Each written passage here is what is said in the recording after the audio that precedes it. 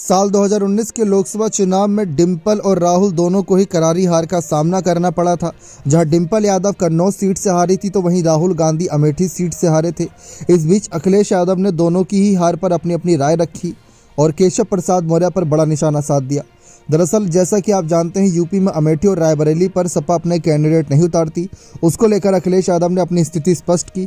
अखिलेश यादव ने कहा कि उस पार्टी को लेकर नेताजी के समय से हमारा राजनीतिक व्यवहार कायम रहा है, वो व्यवहार अमेठी रायबरेली में आगे भी कायम रहेगा। हमें उम्मीद है कि बहुत जल्द ही बड़े दल छोटे दल आपस मिलकर तय कर लेंगे कि किसको कहां से चुनाव लड़ना है। प्रत्याशी इसलिए पूछ रहे हैं क्योंकि प्रत्याशी का अपना भी वोट होता है। पहले ही पता चल जाता है कि ये टिकेगा या नहीं, क्योंकि बीजेपी से मुकाबला करने के लिए जरूरी है कि हमारा प्रत्याशी मजबूत हो। अमेठी में राहुल गांधी की हार पर अखिलेश यादव ने कहा कि इस तरह तो केशव प्रसाद मौर्य भी चुनाव हार गए थे, लेकिन डिप्टी सीएम बना दिए गए।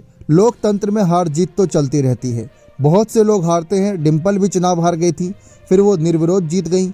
लोकतंत्र में ये सब चलता रहता है। बसपा सुप्रीमो मायावती के सवाल पर अखिलेश ने कहा कि हमने इंडिया गठबंधन बनाया, पिछले चुनाव में भी हम सब अलग अलग लड़े थे। बीजेपी की सरकार ने अधिकारियों के माध्यम से बेईमानी नहीं की होती तो पैसे की ताकत से लोगों को गुमराह नहीं किया होता और मीडिया चैनलों में थोड़ा सा भी साथ दिया होता तो यूपी में समाजवादियों की सरकार होती। सबसे बड़ी बात, अगर दिल्ली वाले यूपी में ना आते तो यूपी वाले तो चुनाव हार ही गए थे। तो ये सारी बातें अखिलेश ने साफ कर दी कि लोकतंत्र में हार जीत लगी रहती है, लेकिन इसका मतलब ये नहीं कि आपको वो पद नहीं दिया जाए जिसके आप काबिल हैं।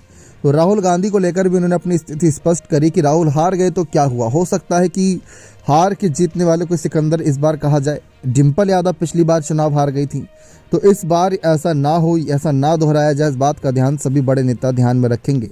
आपको क्या लगता है कि क्या इस बार राहुल गांधी अमेठी सीट से चुनाव लड़े तो ज़्यादा बेहतर रहेगा, डिंपल यादव फिर से कन्नौज से चुनाव लड़े तो ज़्यादा बेहतर रहेगा या नहीं? अपनी राय कमेंट सेक्शन में अवश्य दीजिएगा। बहुत बहुत धन्यवाद।